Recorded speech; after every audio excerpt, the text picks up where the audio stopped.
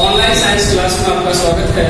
प्रिय विद्यार्थियों, हम पढ़ रहे हैं अध्याय 4 प्रतिरक्षा एवं रक्त समूह। इसमें हमने कल पढ़ लिया था रक्त जो संग्रहण है और रक्त आधान की जो प्रक्रिया दोनों के बारे में पढ़ लिया था। उसके बाद जो अपना नेक्स्ट है वो है रक्ताधान के दौरान बरती जाने वाली सावधानी।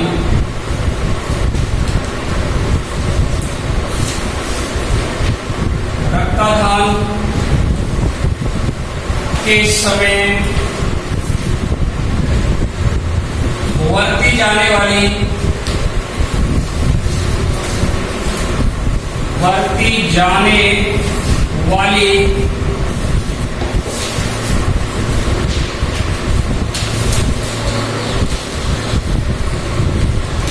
सावधानियां।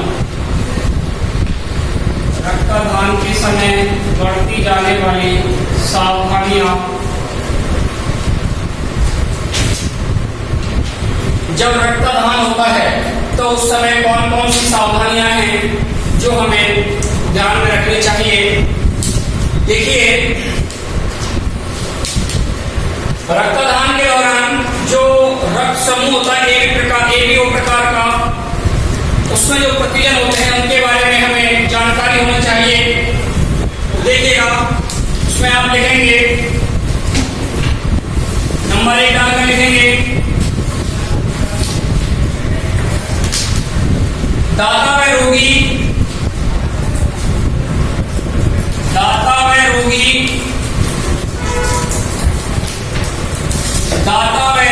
रोगी के रक्त में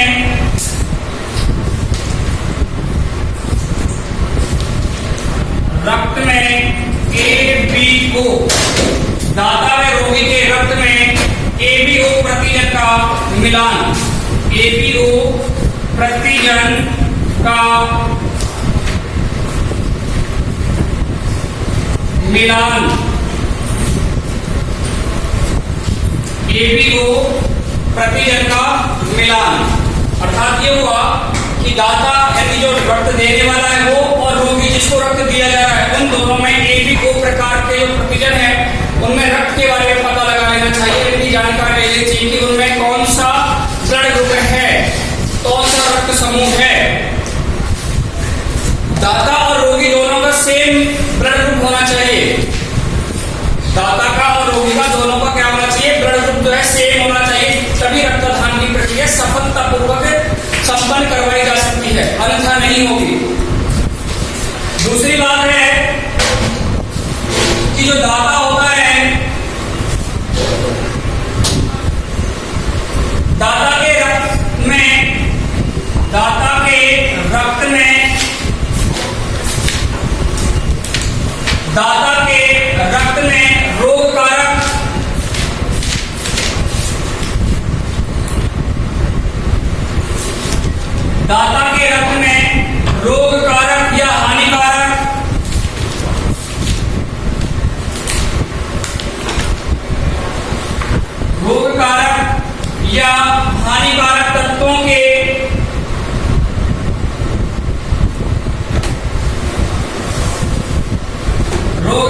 हानिकारक तत्वों के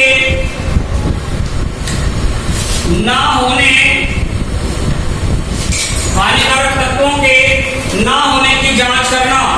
होने की जांच करना।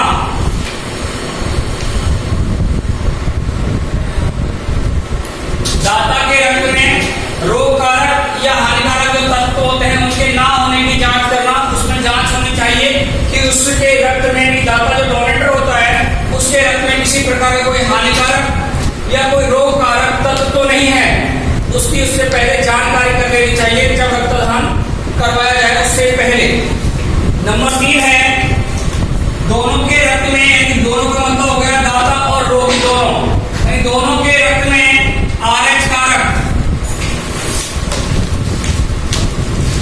दोनों के रक्त में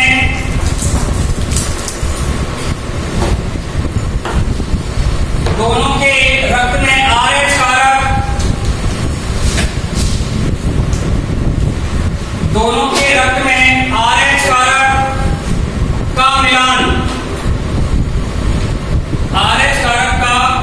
मिलान। देखिए, हम जानते हैं जिन व्यक्तियों में RH कारक पाया जाता है उन्हें RH पॉजिटिव कहते हैं, और जिनमें RH कारक नहीं पाया जाता उन्हें RH ऋणात्मक कहते हैं। तो पहले जानकारी ले लेनी चाहिए, रोगी में और दाता में दोनों में जो RH कारक है वो पॉजिटिव है या नेगेटिव है। तो दोनों का RH कारक जो होता है वो समान ही होना चाहिए। दोनों का RH कारक समान ही होना चाहिए।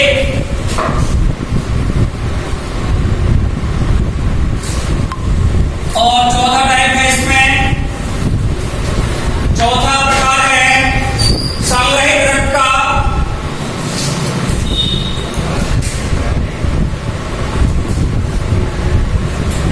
संग्रहित रक्त का वांछित प्रक्रिया पूर्ण करने के बाद, वांछित प्रक्रिया पूर्ण करने के बाद, संग्रहित रक्त का वांछित प्रक्रिया पूर्ण करने के बाद प्रशिक्षित भंडारण करना। प्रक्रिया पूर्ण करने के बाद प्रशिक्षित भंडारण,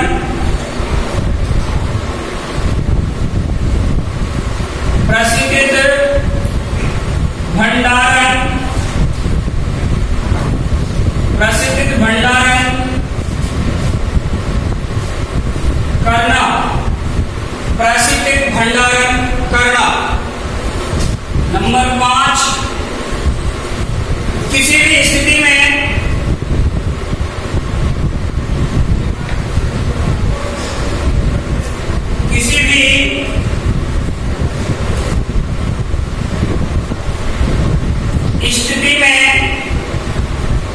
संग्रहित रक्त को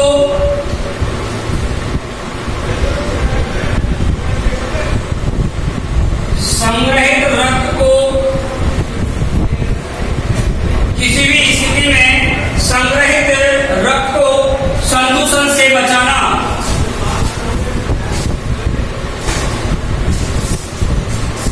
संदूषण से बचाना। किसी भी स्थिति में संग्रहित रक्त को संदूषण से बचाना मतलब खराब नहीं होना चाहिए। अगली सावधानी जो है वो है संग्रहित या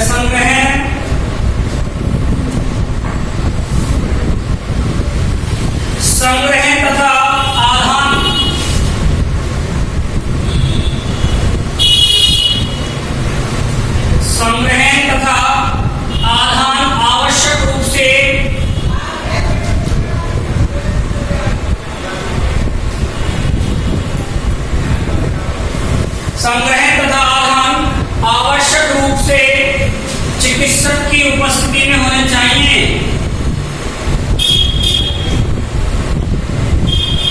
चिकित्सक की उपस्थिति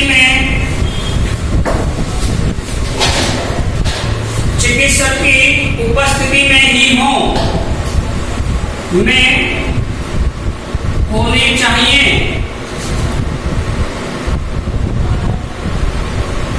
संग्रहण तथा आधान आवश्यक रूप से चिकित्सक की उपस्थिति में ही हो।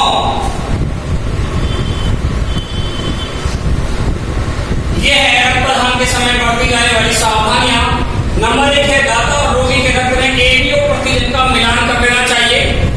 सेकंड है दाता के रक्त में रोगकारक और हानिकारक जो तत्व हैं उनके ना होने की जांच होनी चाहिए। ऐसा ना हो कि कोई रोग कारक या कोई हानिकारक तत्व उसके शरीर में उसके रक्त में हो तो उसकी पहले जांच हो जानी चाहिए। थर्ड है दोनों के रक्त में RH कारक का मिलान हो जाना चाहिए। और फोर्थ नंबर पर संग्रहित रक्त का वांछित प्रक्रिया पूर्ण करने के बाद प्रशिक्षित भंडारण करना चाहिए। प्रशिक्षित भंडारण रक्त को संग्रहित करने के बाद करना आवश्यक होता है। किसी भी स्थिति में संग्रहित रक्त को संदूषित से बचाना चाहिए। नहीं उसके आपने बाहर रख दिया और तेज प्रकाश या सूर्य की धूप के कारण खराब हो गया हो या अन्य कोई कारण हो, इसलिए उससे संदूषित ना हो, खराब ना हो, ये हमारी दैनिक ड्यूटी होती है, उससे संदूषित बचाना चाहिए। और लास्ट संग्रहण और आधान आवश्यक रूप से चिकित्सक की उपस्थिति में होनी चाहिए। ये नहीं कि बगैर चिकित्सक की संग्रहण क्रिया की जा रही है और आधान क्रिया की जा रही है, तो ये दोनों ही क्रियाएं डॉक्टर यानी कि चिकित्सक की उपस्थिति में होनी चाहिए। यह है आपका रक्तदान के समय बढ़ते जाने वाली सावधानियां। इसके बाद जो नेक्स्ट है वो है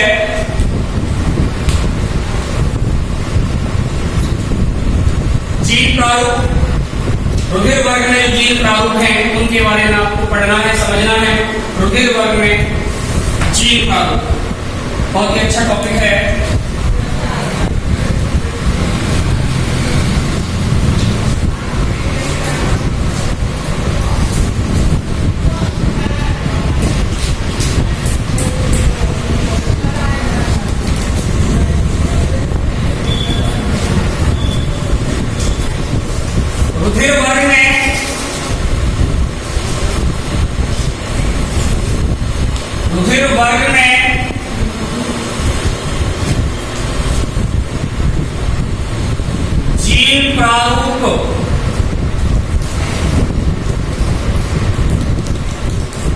रुधिर वर्ग में जीन प्रारूप देखिए, हमारे शरीर में एबीओ प्रकार का रुधिर तंत्र पाया जाता है। इन रुधिर वर्गों में टोटल जीन प्रारूप जो होते हैं वो 6 प्रकार के पाए जाते हैं। ये विकल्पी ही एक पीढ़ी से दूसरी पीढ़ी में स्थानांतरित होकर अपने को प्रदर्शित करते हैं। तो आप उनके बारे में समझेंगे, लिखेंगे आप यहां। मनुष्यों में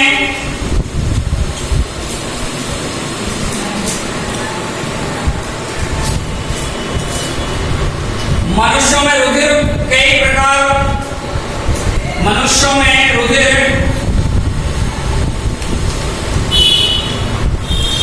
कई प्रकार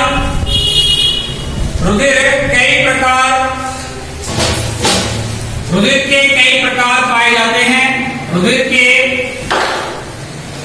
कई प्रकार पाए जाते हैं। मनुष्यों में रुधिर के कई प्रकार पाए जाते हैं, जिन्हें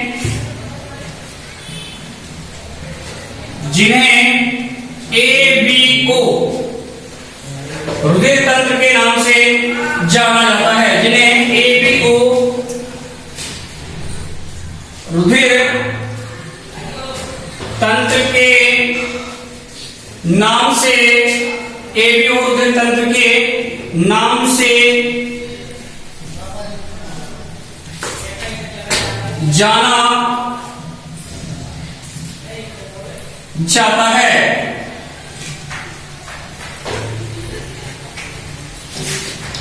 रुधिर वर्ग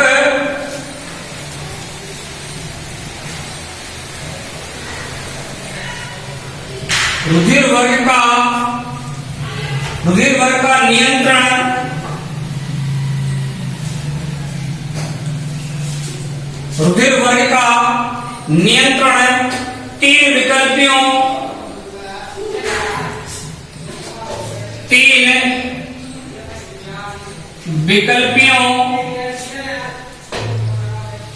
वर्ग का नियंत्रण तीन विकल्पियों के आपसी तालमेल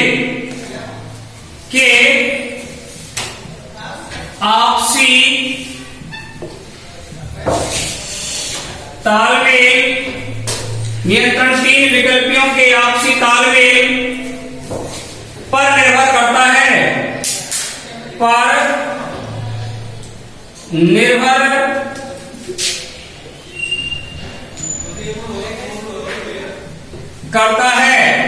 तीन विकल्पियों के आपसी तालमेल पर निर्भर करता है। ये तीनों विकल्पी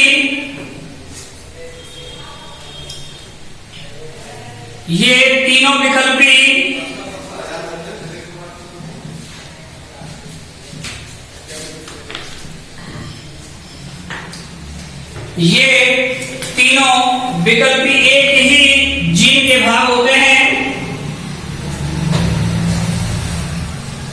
एक ही जीन के भाग होते हैं तथा एक ही जीन के भाग होते हैं तथा IA, IB तथा एक ही जीन के भाग होते हैं तथा IA, IB तथा I0 तथा I0 के द्वारा प्रदर्शित किए जाते हैं। IA, IB तथा I0 के रूप में प्रदर्शित किए जाते हैं, प्रदर्शित किए जाते हैं। IA, IB तथा I0 के रूप में प्रदर्शित किए जाते हैं। लाल रक्त कोशिकाओं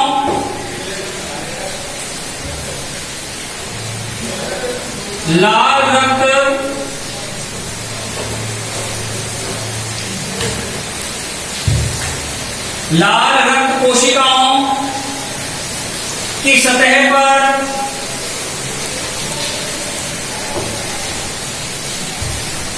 लाल रक्त कोशिकाओं की सतह पर पाए जाने वाले प्रतिजन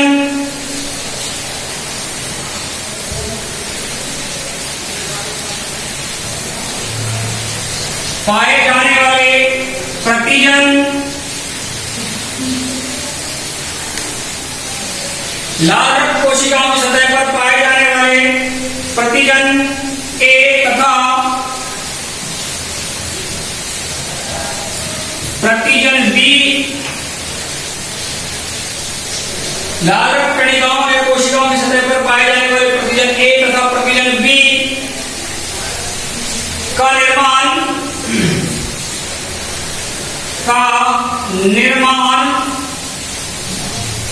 प्रतिजन A तथा प्रतिजन B का निर्माण क्रमशः विकल्पी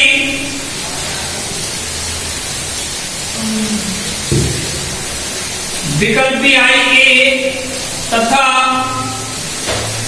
IB का निर्माण क्रमशः विकल्पी IA तथा IB द्वारा किया जाता है, तीन विकल्पी होते हैं जो एक ही जीन के भाग होते हैं तथा IA, IB और I0 ये तीनों विकल्पी हैं उसके रूप में प्रदर्शित किए जाते हैं। लाल रक्त जो कोशिकाएं होती हैं उनकी सतह पर प्रतिजन A और प्रतिजन B पाए जाते हैं।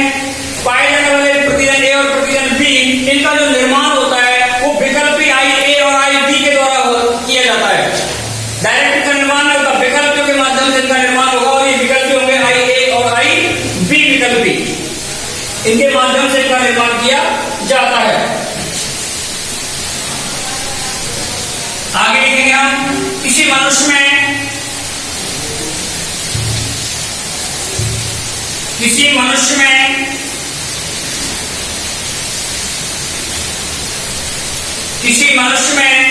अभिव्यक्त रक्त वर्ग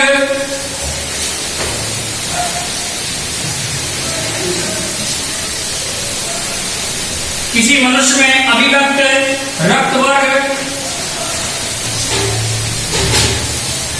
मनुष्य में अभिव्यक्त रक्त वर्ग किन्हीं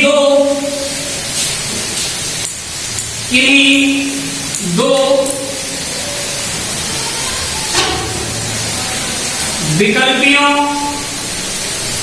अभिव्यक्त रक्त वर्ग किन्हीं दो विकल्पियों के बीच की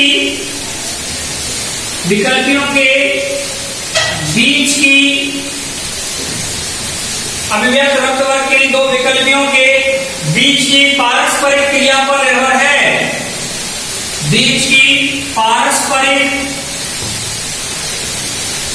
पारस्परिक क्रिया पर निर्भर है, पारस्परिक क्रिया पर निर्भर है।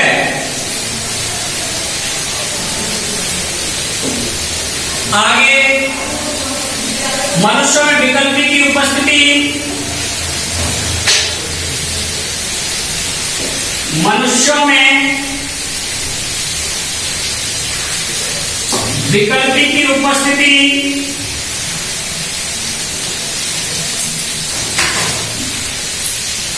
मनुष्यों में विकल्पी की उपस्थिति के आधार पर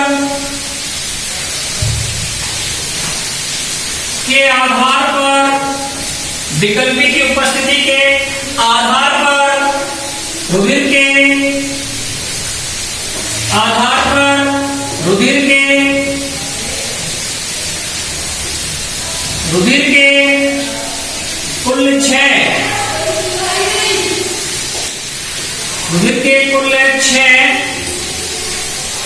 कुल 6 प्रकार के जीन विकल्पी या जीन प्रारूप, 6 प्रकार के जीन प्रारूप पाए जाते हैं।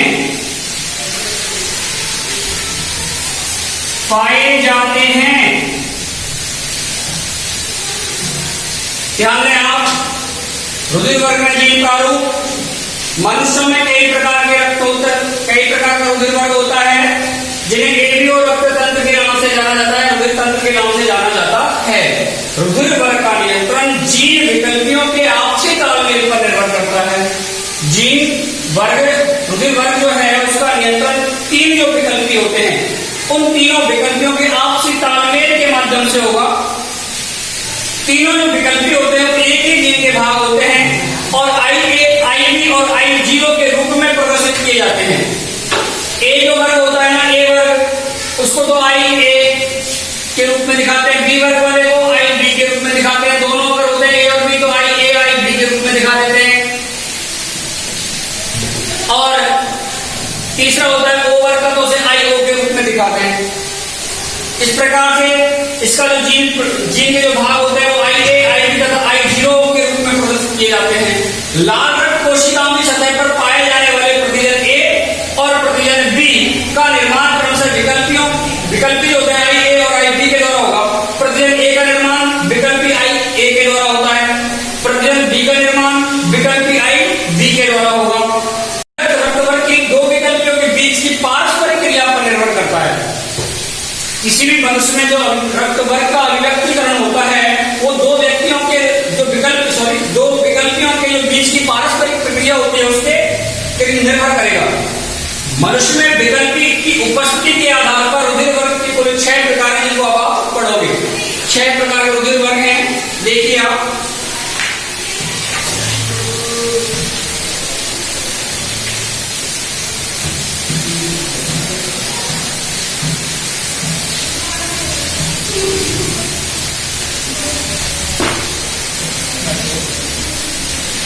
एक तालिका बनाओगे आप रुधिर वर्ग की और उसके जीन प्रारूप की। यहां लिखेंगे आप रुधिर वर्ग,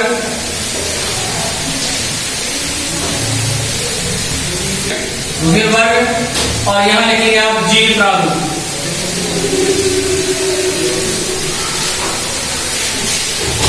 जीन प्रारूप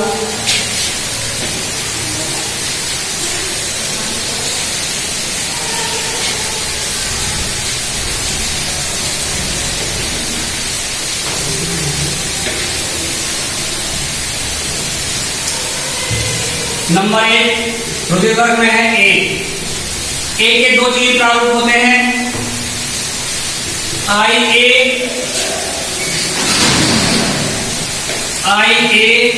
और I0, ये 2 जीन प्रारूप हो गए। दूसरा है बी रुधिर वर्ग बी, इसके भी 2 जीन प्रारूप हो गए, IB कॉमा लगाकर IB I0।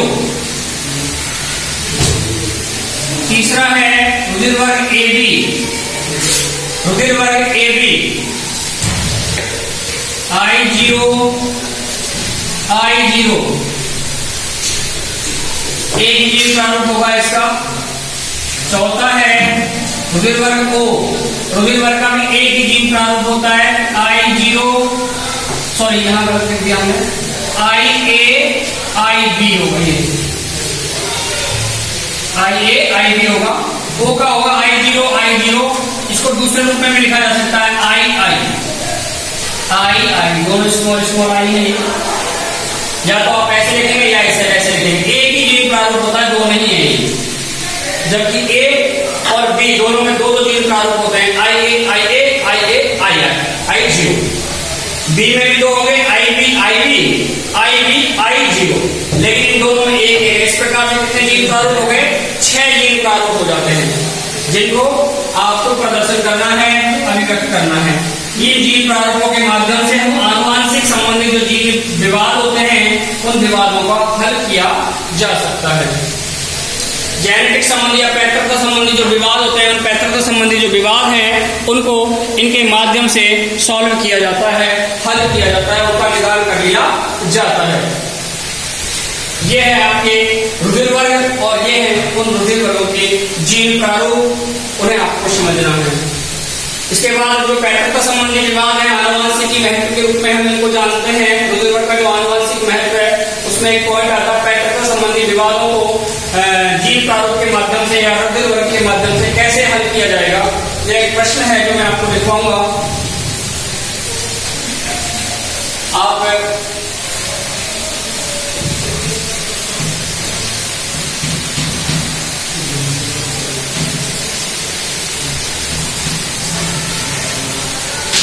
नेक्स्ट क्वेश्चन लिखेंगे आप, पैतृत्व संबंधी क्वेश्चन।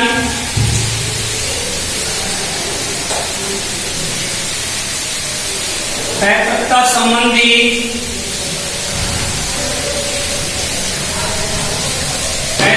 संबंधी विवादों को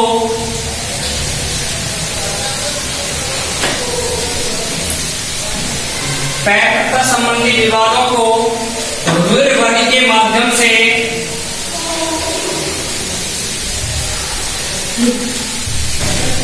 रुधिर वर्ग के माध्यम से किस प्रकार रुधिर वर्ग के माध्यम से किस प्रकार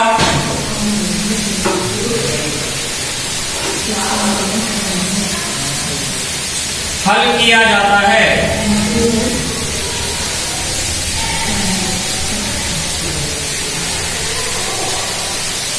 पैतृत्व संबंधी विवादों को रुधिर वर्ग के माध्यम से किस प्रकार हल किया जाता है, समझाइए।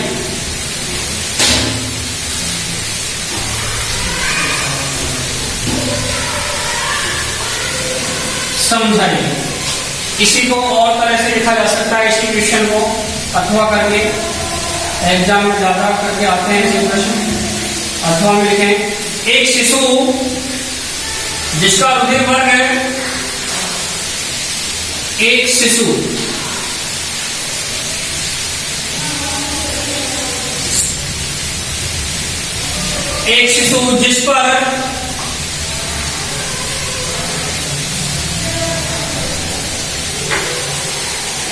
जिस पर दो दंपत्ति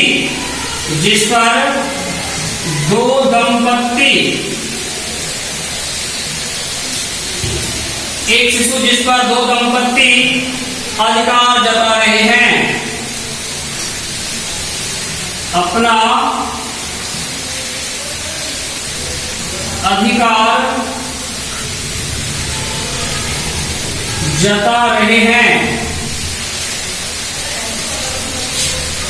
जिस पर दो दंपत्ति अपना अधिकार जता रहे हैं,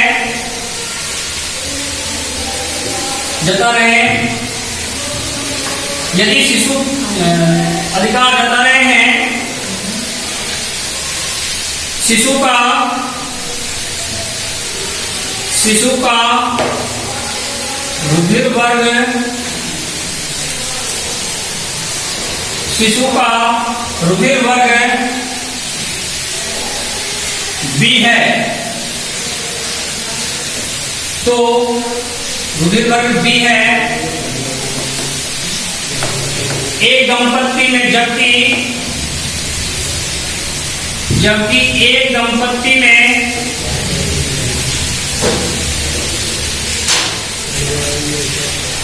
शिशु का रुधिर वर्ग बी है, जबकि एक दंपत्ति में पुरुष का रुधिर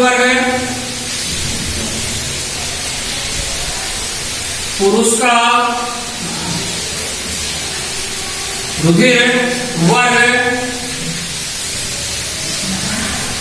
जबकि एक दंपत्ति में पुरुष का रुधिर वर्ग ओ, कोष्टक में जीन प्रारूप भी लिखा हुआ है आई, पुरुष का रुधिर वर्ग ओ, कोष्टक में क्या ले लिया, जीन प्रारूप आई है, तथा स्त्री का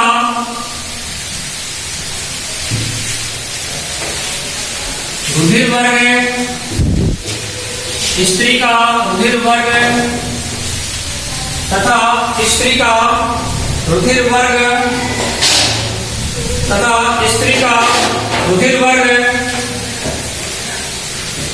ए बी है। ए बी में क्या हो जाएगा, कितना रूप आई बी है, तथा स्त्री का रुधिर वर्ग ए बी है। दूसरे दंपत्ति में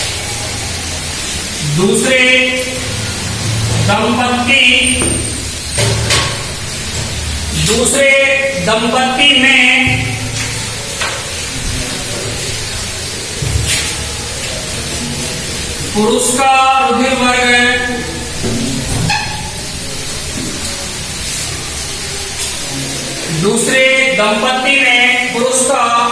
रुधिर वर्ग ए, और ए में इन्होंने जीन प्रारूप दिया है आई ए।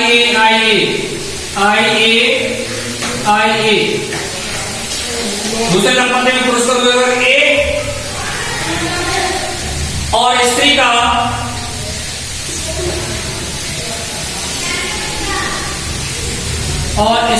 रुधिर वर्ग,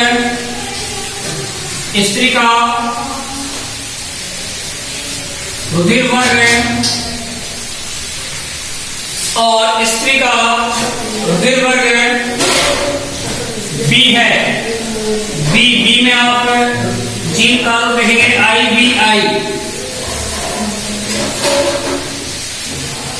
या आई की लिख लें, एक ही बात है, आई को आई के रूप में भी लिख सकते हैं, आई की रुधिर वर्ग बी यानी आई 0 है,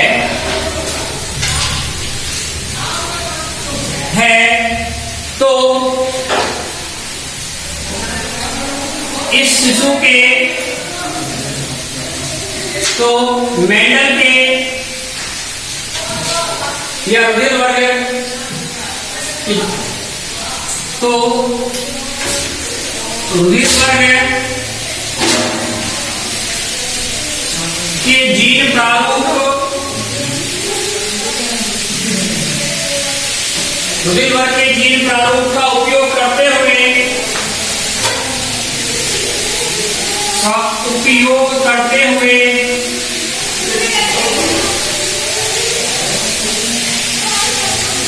रुधिर वर्ग के जीन प्रारूप का उपयोग करते हुए इस शिशु के सही माता पिता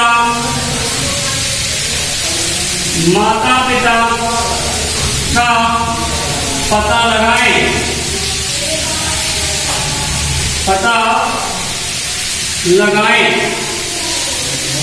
ये क्वेश्चन है। पैरकर्ता संबंधी विवादों को रुधिर वर्ग के माध्यम से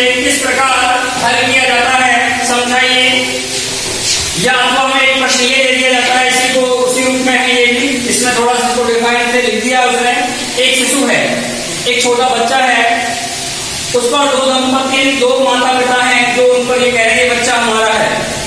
पहले वाला भी कहता है हमारा है, दूसरा वाला भी ये कह रहा है कि ये बच्चा हमारा है, और उस बच्चे का रुधिर वर्ग भी है। जबकि पहले जो दंपति हैं, पहले प्रकार के जो माता पिता उस पर अपना अधिकार जता रहे हैं, उसमें पुरुष का रुधिर वर्ग तो है O का जीन प्रारूप क्या होता है II, और स्त्री का रुधिर वर्ग है AB, उसका जीन प्रारूप भी दिया है उसने IA IB है। दूसरे दंपति में पुरुष का रुधिर वर्ग A है, पुरुष का रुधिर वर्ग क्या है A का मतलब IA इसके जीन प्रारूप दे दिया उसने, और स्त्री का रुधिर वर्ग B है जिसका जीन प्रारूप दिया है IBI है। तो अब आपको ये जानकारी करनी है कि इस बच्चे के ओरिजिनल माँ बाप, सही माता पिता जो है वो कौन से हैं, ये आपको जानना है। इसके लिए आपको एक आनुवांशिकता का क्रॉसिंग करते हुए उसे दिखाना है, समझाना है। तो देखिए अब आप इसे समझाएंगे कि बच्चे की जो शिशु है उसके ओरिजिनल माँ बाप कौन से हैं।